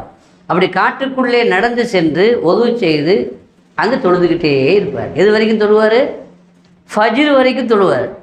என்னாலையும் உங்களாலையும் இதை நாம் விளங்க முடியாத ஒரு சம்பவம் இல்லையா? இவர் இப்படி செய்கிறாரு, நம்ம கூடயே இருக்கிறாரு, நம்ம கூடயே படுக்கிறாரு. ஆனால் திடீர்னு எழுந்து போகிறாரு. எங்கே போகிறாரு சில பேருக்கு கண்டுபிடிக்கணும், இல்லைன்னா அவங்களுக்கு தூக்கம் வராது. அந்த ஆளுக்கு தூக்கம் வரலையே நம்ம தெரியல. இவர் எங்கே டெய்லி போயிட்டு வர்றாரு, எதுக்கு போகிறாரு, ஏதோ ஒரு விஷயம் இல்லாமல் போக மாட்டார்ல. இவ்வளோ களைப்பாக எல்லாரும் அசந்து தூங்கும் பொழுது இவர் மட்டும் எழுந்து அது காட்டுக்குள்ளே போகிறாருன்னா இதை கவனிக்கணும், என்ன பண்ணுறாருன்னு பார்க்கணுன்ட்டு ஒரு ஆள் எழுந்து கூடயே போகிறார். பின்னாடி அவருக்கு தெரியாமல் பின்னாடியே போகிறார். அந்த மாதிரி பின்னாடி போனால் இவர் உதவி செய்கிறாரு. உதவி செய்து தக்பீர் கட்டி தொழ ஆரம்பிச்சிட்டாருன்னா அப்படித்தான் தொழுகிறார். இப்படி தொழுது கொண்டு இருக்கும் பொழுது சிங்கம் வந்துருச்சு. சிங்கம் வாழக்கூடிய ஒரு பகுதி அது. சிங்கம் வந்துருச்சு. சிங்கத்தை பார்த்த உடனே இந்த ஆள் மரத்துக்கு மேலே ஏறிட்டான். இந்த கண்காணிக்க போனார், சிங்கம் வந்துருச்சு, நம்ம சிங்கத்துக்கு வேட்டை பொருளாக ஆயிடக்கூடாதுன்னு சொல்லி பயந்து போய் என்ன செய்துட்டாப்புல, மரத்துக்கு மேலே ஏறிட்டாப்புல. சிங்கம் வருது, முன்னாடி தான் வருது சிங்கம். நம்மளை மாதிரி ஆளாக இருந்தால் அப்பவுமே நமக்கு ரூபு போயிருக்கோம் இல்லை. ஆனால் அவர் சிங்கம் வருது, அது பொருட்படுத்தவே இல்லை, தொழுதுகிட்டே இருக்காரு. இவர் நினைக்கிறாரு இப்போ கதை முடியும். என்னது, இப்போ கதை முடியும். இவர் சுஜூது போன உடனே பாஞ்சிரும், கடிச்சு கோதறிடும் அப்படின்னு இவர் எதிர்பார்த்துட்டு இருக்கிறார். ஆசை இல்லை, அப்படி தான் நடக்கும் அப்படின்னு இவருடைய கணிப்பு. அதனால் அவர் என்ன செய்யறதுக்கு, என்ன நடக்குது அப்படின்னு பார்ப்பதற்காக எதிர்பார்ப்போடு காத்திருக்கிறார். பார்க்க போனவர். ஆனால் அந்த சிங்கம் வந்துச்சு. வந்து பக்கத்தில் வந்து பாயணும்ல, பாயலை, அப்படியே பார்த்துக்கிட்டே நிற்கிது, ஒன்றும் செய்யலை. இவர் நிதானமாக எப்போதும் போல் தொழுதுகிட்டே இருக்கிறார். தொழுது முடித்து சலாம் கொடுத்தாரு. சலாம் கொடுத்து முடிச்சுட்டு என்ன அப்படின்னு கேட்குறாரு சிங்கத்திட்ட. என்னான்னு கேட்டார். உத்லுப் அல் யௌம் ரிசுக்க மின் மக்கானின் ஆகர் அப்படின்னாராம். இன்னைக்கு உனது ரிசுக்கு வேறு இடத்துல தேடிக்கையேப்பா அப்படின்னாராம் சிங்கத்தை பார்த்து. இன்னைக்கு என்ன ரிசுக்காக நீ ஆக்க வேண்டாம், இந்த இடத்த ஒரு ரிசுக்கு தேட வேண்டாம், வேறு இடத்துல ரிசுக்கு நீ தேடிக்கொள்ளவே, ஏதாவது ஒன்று கிடைக்காமலாம் போகும், நீ அங்கே போய் தேடிக்கணும் சிங்கத்திட்ட பேசியிருக்கார். சரின்ட்டு அதுவும் போயிடுச்சு. போகும்போது ஒரு கர்ச்சனை போட்டிருக்கு, சிங்கத்தினுடைய கர்ச்சனை காடே அலறும். அவர் சொல்கிற மழை வெடித்து விடும் அளவுக்கு ஒரு கர்ச்சனை மட்டும் போட்டுட்டு, ஏன் கர்ச்சனை போட்டுச்சுன்னு தெரியாது, இப்படி ஒரு சம்பவத்தை பார்த்தவர் அறிவிக்கிறார். இவ்வளவு செய்து போட்டு அது போயிடுச்சு, ஆனால் இவரை ஒன்றுமே செய்யலை அப்படின்னா இப்படிப்பட்ட மனிதருக்கு பகலெல்லாம் யுத்தம், இரவெல்லாம் நின்று வணக்கம் அப்படின்னா இவர் களைப்பு வரல அப்படின்னு தானே அர்த்தம். அல்லது களைப்பு அவருக்கு தெரியலன்னு தானே அர்த்தம். தொழுகையில் அவர் எந்த அளவிற்கு அந்த இன்பத்தை அவர் சுவைத்திருந்தால், அந்த பேரின்பத்தை அவர் கண்டிருந்தால், இந்த அளவுக்கு லயித்து போய் தொழுதிருப்பார் என்பதை நாம் வழங்கி கொள்ள வேண்டும். இப்படி தொழுத மகான்கள் அவங்களை அடைந்த அந்தஸ்து என்ன? சிங்கத்துக்கு கூட அவர் என்ன செய்யலை, பயப்படலை. சிங்கத்துக்கு கூட அவர் என்ன செய்யலைங்க, பயப்படலை. ஜாஹித் என்று ஒரு பெரியவங்க இருந்தாங்க, அரசாங்கத்துக்கு எதிராக குரல் கொடுக்கக்கூடிய மேதை. அவங்க அரசர்கிட்டே போய், ஆட்சியாளர்கிட்டே போய் நீ பண்ணுறது அநியாயம், இந்த அநியாயத்துக்கு அல்லாட்ட பதில் சொல்லணும்னு சொல்லக்கூடிய தைரியம் உள்ள ஆள். அரசர் என்ன பண்ணுறாரு, பிடிச்சி அரெஸ்ட் பண்ணி உள்ளே போடுறான்டான். உள்ளே போட்டால் எங்கே ஒன்று போட்டிருக்கான், சிங்கத்தினுடைய கூண்டு இருக்கும்ல, அங்கே கொண்டு சிறையில் போட்டுட்டான் அவரை. 3 நாள் சிங்கத்துக்கு சாப்பாடு கொடுக்கல, பசியோடு சிங்கத்தை வச்சு திறந்து விடு என்று உத்தரவு போட்டிருக்கான் அந்த ஆட்சியாளர், அநியாயம் செய்யக்கூடிய ஆட்சியாளர். எல்லாரும் நினைக்கிறாங்க, மேலே இருந்து அவன் பார்க்குறான் என்ன நடக்க போகுதுன்னு, அதை வேடிக்கை பார்க்குறதுக்கு மக்கள் எல்லாம் கூட்டி இருக்கிறாங்க. இன்றைக்கி பாவம், ஐயோ பாவம், நல்ல மனுஷனுடைய ஒரு ஹயாத்து போயிடும் அப்படின்னு சொல்லி பரிதாபத்தோடு காத்திருக்கிறாங்க. அந்த நேரத்தில் 3 நாள் பசியில் போடப்பட்டு கடுமையான கோரப்பசி இருக்கிற சிங்கத்தை அவுத்து விட்டுட்டாங்க. எங்கே அவுத்து விட்டுருக்குறாங்க, இவர் எந்த சிறையில் அடைக்கப்பட்டிருக்கிறாரோ அந்த சிறைச்சாலைக்கு அவுத்து விட்டுட்டாங்க. இவர் என்ன பண்ணிட்டு, இவர் தொழுதுட்டுருக்கிறார். இவர் என்ன செஞ்சுட்டு தொழுது கொண்டு இருக்கிறார். சிங்கம் வருகிறது, கடித்து கொதற வேண்டும், பசியோடு இருக்குது, அது எப்படி இருக்கும்? ஆனால் அந்த சிங்கம் இவரை வருது, மோந்து பார்க்குது, அப்படியே அவரை தவாப் செய்யுது. ஆனால் ஒன்றும் செய்யலை. என்ன செய்யலை?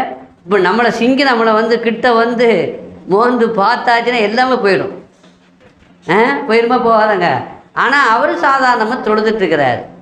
தொழுது முடிச்சு இந்த அரசனுக்கும் ஆச்சரியம், எல்லா மக்களுக்கும் ஆச்சரியம். அவனுக்கு சிங்கம் இவரை அடிக்கலை அப்படிங்கிறது மட்டுமல்ல, அந்த நேரத்துலேயும் மனுஷன் பதறாமல் நின்று தொழுறான, அது எப்படி, அதை தெரிஞ்சுக்கணுங்கிறதுக்காக அவரை அழைத்து வர சொன்னான். அந்த ஆலிம்சா வந்தார். மார்க்கத்தை தைரியமாக எடுத்து சொல்லக்கூடிய திராணி உள்ள ஒரு ஆலிம், அவர் ஒரு மகானும் கூட. அவர் வந்தப்போ கேட்டான், நீ உன்னை சிங்கம் ஒன்றும் செய்யலை, அது கூட எனக்கு ஆச்சரியம் இல்லை, அந்த நேரத்தில் நீ என்ன நினைச்சேன்னு கேட்டார். உன் மனநிலை எப்படி இருந்துச்சு அப்படின்னு கேட்டார். யார்? அரசர் அந்த ஜாஹிதுங்கிற அந்த மகான் இடத்துல கேட்டார். அப்போ அவர் சொன்னாரா, அந்த நேரத்தில் ஒரு மசாலாவை பற்றி நான் யோசித்து கொண்டிருந்தேன். என்னையா மசாலா, இந்த நேரத்தில் என்ன மசாலா, ஒன்றை மசாலாவாக்கி அது தின்னுருக்குமே கொஞ்ச நேரத்தில், நீ இந்த நேரத்தில் என்ன மசாலா நினைத்து கொண்டு இருக்கிறாய்? அப்போ அவர் சொல்லியிருக்கிறாரு, சிங்கம் என்னை மோந்து பார்க்குது, சுற்றி மோந்து பார்க்குது, அதனுடைய எச்சில் என் உடம்புல படுது, சிங்கத்தினுடைய எச்சில் சுத்தமா நஜீஸா, அந்த சிந்தனை வந்துருச்சு அப்படின்னாராம். சிங்கத்தினுடைய எச்சில் அது சுத்தமா, அது நஜீஸா என்று அந்த மசாலாவை பற்றி சிந்தித்து கொண்டிருந்தேன், யோசித்து கொண்டிருந்தேன் சொன்னாராம். என்றால் அந்த பதில் அப்படின்னா அவருடைய மனநிலை, அந்த நிலையிலையும் பதறாமல் இருந்த அந்த நிலை அப்படின்னா அவர் தொழுகை எப்படி தொழுதிருப்பார்? தொழுகையில் எந்த பேரின்பத்தை கண்டிருந்தால் அவருக்கு சிங்கத்தை கண்டு கூட என்ன வரவில்லை, பயம் வரவில்லை என்பதையெல்லாம் மகான்மார்களுடைய வரலாற்றிலேயே நாம் பார்க்கிறோம், படிக்கிறோம். என்றால் இந்த நிலையை உருவாக்கியவர்கள் கண்மணி நாயகம் ரசூலை கரீம் ஸல்லல்லாஹு அலைஹி வஸல்லம். என்றால் அவர்கள் எப்படி தொழுதிருப்பார்கள், அவர்கள் எப்படி இபாதத் செய்திருப்பார்கள்? அத்தா இப்னு அபீ ரபாஹ் சொல்கிறார், உபைதுல்லா என்பவரும் சொல்கிறார், நாங்கள் ஒரு நாள் சந்தர்ப்பத்தில் அன்னை ஆயிஷாவிடத்திலே சென்றோம். ஆயிஷாவிடத்திலே சென்று, ஆயிஷா அம்மா அவர்களே, எங்களுக்கு நீங்கள் பெருமானாருடைய வாழ்க்கை வரலாற்றில் நீங்கள் பார்த்த ஒரு ஆச்சரியமான ஒரு சம்பவம், எத்தனையோ சம்பவம் இருக்கும், நீங்கள் பார்த்த ஒரு ஆச்சரியமான உங்களுக்கு வியப்பை தந்த ஒரு சம்பவத்தை சொல்லலாமே என்று 2 பேரும் கேட்குறாங்க. அப்போ அன்னை ஆயிஷா அழுகின்றார்கள், மௌனமாக இருக்கிறார்கள். மௌனமாக இருந்து கண்ணீர் சிந்தி விட்டு சொன்னாங்க, அந்த பெருமகனாருடைய வாழ்க்கையில் இதுதான் ஆச்சரியமானதில்லை, எல்லாம் ஆச்சரியமானதுதான், எல்லாம் அதிசயமானதுதான், எல்லாம் வியப்புக்குரியதான், எதை சொல்லுவது என்று நான் யோசிக்கிறேன் என்று சொல்லிவிட்டு ஒரு சம்பவம் சொல்கிறாங்க. ஒரு நாள் கண்மணி நாயகம் ஸல்லல்லாஹு அலைஹி வஸல்லம் அவர்கள் என் ரூமுக்கு வர்றாங்க, படுக்கைக்கு வர்றாங்க. எனக்கு பக்கத்திலே படுத்து கொடுக்குறார்கள். ஒரே படுக்கையில் 2 பேரும் சேர்ந்து நாங்கள் படுத்து விட்டோம். பெருமானாருடைய உடல் மீது என்னுடைய கை மேலே இருக்கிறது. ஒரே போர்வைக்குள்ளே படுத்திருக்கிறோம். பெருமானாருடைய உடம்பில் யாருடைய கை இருக்கிறது? ஆயிஷா நாயுடைய கை. அந்த அளவுக்கு நெருக்கமாக படுத்திருக்கிறோம். அப்படி படுத்திருக்கும் பொழுது கொஞ்சம் நேரம் கழித்து ஆயிஷா அப்படின்னு கூப்பிடுறாங்க. யார்? ரசூலுல்லாஹி ஸரீனி அனா தஅப்பத அல்லைலத லிரப்பி. ஆயிஷா என்னை கொஞ்சம் விடுவீங்களா? என்ன கொஞ்சம்? எதுக்கு? மேட்ச் நடக்குது பார்க்குறதுக்கா? இல்லை. அல்லது கேம் விளையாடுறதுக்கா? இல்லை. எதுக்கு விடுவீங்களா? என்னை கொஞ்சம் விடுவீங்களா? எதுக்கு? இன்று இரவு என்னை கொஞ்சம் விடுங்க. எதுக்கு? அண்ணா தஅப்பத அல்லைலா லிரப்பி, இந்த ரப்பை நான் வணங்க வேண்டும் என்று நினைக்கிறேன். மனைவியோடு படுத்திருக்கிற அந்த படுக்கையில் கிடைக்கிற அந்த சுகத்தை விட ரப்போடு நான் தொடர்பு கொள்ள நினைக்கிறேன். நான் போயிட்டு வரலாமா? பெர்மிஷன் கேட்குறாங்க. ஏன்னா இரவு அவங்களுக்குரிய ஹக்கு. நாம் வீட்டுக்கு வராமல் எங்கேயாமல் சுற்றுறோம். மனைவிட்ட சொல்கிறதே இல்லை, அது தப்பு. அப்படி வீட்டுக்கு வர முடியல, கொஞ்சம் நேரம் ஆகும் அப்படின்னா மனைவிட்ட என்ன செய்யணும்? குறைஞ்சபட்சம் பெர்மிஷன் கேட்கணும். கேட்காட்டாலும் குறைஞ்சபட்சம் தகவலாவது என்ன செய்யணும்? சொல்லணும். நாம் மனைவி என்ன செய்கிறதே இல்லை, மதிக்கிறதே இல்லை, சொல்கிறதே இல்லை. நம்ம இஷ்டத்துக்கு வர்றோம், நம்ம இஷ்டத்துக்கு போகிறோம். அதுவெல்லாம் மனைவியை உதாசீனம் செய்யக்கூடிய இது நபி வழிமுறைக்கு மாற்றமானது. கண்மணி நாயகம் ஸல்லல்லாஹு அலைஹி வஸல்லம் கேட்குறாங்க ஆயிஷாட்ட. இப்போ ஆயிஷானா எவ்வளோ மதியூகி பாருங்கள். சரி போங்க அப்படின்னு சொல்லலாம். சரி போயிட்டு வாங்க அப்படின்னு சொல்லலாம். அப்படி சொன்னால் என்ன போங்கன்னு சொல்கிறத பார்த்தா இஷ்டமில்லாத ஒரு நிலையத்தானே வெளிப்படுத்துகிற மாதிரி இருக்குது. இப்போ போங்க அப்படின்னா இப்போ கூட இருக்கிறது அவங்க விருப்பம் இல்லையோ என்று நினைக்க தோன்றும் இல்லையா? அதனால் அவங்க என்ன சொல்கிறாங்க? யா ரசூலல்லாஹ் இன்னி லஉஹிப்பு குர்பக, நீங்கள் என் பக்கத்தில் இருக்கிறது தான் நான் விரும்புகிறேன். ஆனாலும் கூட வக்தர்து மா சர்ரக அப்படிங்கிறாங்க. உங்களுக்கு இது சந்தோஷம் அளிக்குமோ, உங்களுக்கு இது மகிழ்ச்சியை தருமோ, அதை நான் தேர்ந்தெடுக்கிறேன் அப்படின்னு சொன்னாங்க. அப்படின்னா நீங்கள் என் பக்கத்தில் இருக்கிறத எனக்கு விருப்பம், எனக்கு சந்தோஷம். ஆனால் எது உங்களுக்கு அதை விட சந்தோஷமோ அதை செய்து கொள்ள உங்களுக்கு நான் அனுமதி கொடுக்கிறேன் அப்படிங்கிற மாதிரி. அனுமதி கொடுக்குறேன்னு சொன்னால் கூட அவமரியாதையான வார்த்தையாக போயிடும். அதை நான் தேர்ந்தெடுக்கிறேன் என்று ஆயிஷா ரலியல்லாஹு அன்ஹா சொல்ல, அப்போ ரசூலுல்லாஹ் போய் தொழுகிறாங்க. அவங்க சொல்கிறாங்க, ரசூலுல்லாஹ்வுடைய தொழுகையை எப்படி சொல்கிறது? உங்களால் எப்படி அதை தொழ முடியும் என்று கேட்கிறார்கள் ஒரு சந்தர்ப்பத்தில். மாலக்கும், உங்களால் எப்படி முடியும்? சலாத்துஹு, பெருமானாருடைய தொழுகை எங்கே? உங்களுடைய தொழுகை எங்கே? ஐயுக்கும் யுத்தீக்கு, உங்களில் யாருக்கு முடியும்? மா யுத்தீக்கு, அவருக்கு முடிந்தது உங்களில் யாருக்கு முடியும் என்று கேட்டு பெருமானார் ஸல்லல்லாஹு அலைஹி வஸல்லம் தொழுதார்கள். எந்த அளவுக்கு தொழுதாங்க அப்படின்னு சொன்னால், தொழுது முடிச்சுட்டு அழுதாங்க. எந்த அளவுக்கு அழுதாங்கன்னா, முதலிலே தாடி நனைந்து விட்டது, அதற்கு பிறகு தரை முழுவதும் நனைந்து விட்டது. தேம்பி அழுகிறார்கள். தேம்பி அழுது தொழுது கொண்டிருக்கிறார்கள். கண்மணி நாயகம் ஸல்லல்லாஹு அலைஹி வஸல்லம் எதுவரைக்கும் இப்படி சம்பவம் தொடர்கிறது என்றால், ஃபஜ்ருடைய அதான் சொல்வதற்காக ஹஜ்ரத் பிலால் ரலியல்லாஹு அன்ஹு வந்து விட்டார்கள். வந்து அவர்கள் அதை அறிவிப்பு செய்யும் பொழுதுதான் பெருமானார் ஸல்லல்லாஹு அலைஹி வஸல்லம் தேம்பி அழுது கொண்டிருக்கிற அந்த காட்சியை கண்டு பெருமானார் தொழுகையை முடித்த பிறகு கேட்டாங்க, யா ரசூலல்லாஹ், இப்படி நீங்கள் அழ வேண்டுமா? வகத கஃபரல்லாஹு லக மா தகத்தம மின் தம்பிக, அல்லாஹ்வுடைய முன்பின் பாவங்களை மன்னித்து விட்டானே, அப்படி இருக்கும்பொழுது நீங்கள் இப்படி தொழ வேண்டுமா? கஷ்டப்பட வேண்டுமா? கால்கள் வீங்கும் அளவுக்கு நின்று தொழுதிருக்கிறார்கள். வலம்து சுன்னத்தமன் அஹயல்லலாம இலா அனிஸ்தகத கதமாஹு புர்ரமின் வரமி மௌலாய ஸல்லி வஸல்லிம் தாயிமன் அபதா அலா ஹபீபிக கைரில் கல்கி குல்லிஹிம். முஸ்லிமாம் பாடுறாங்க, நான் அந்த பெருமானாருடைய சுன்னத்துக்கு அநியாயம் செய்து விட்டேன். அந்த பெருமானாருடைய சுன்னத்துக்கு நான் அநியாயம் செய்து விட்டேன். ஏன்னா கால் வீங்கும் அளவுக்கு அவர்கள் தொழுதார்கள்.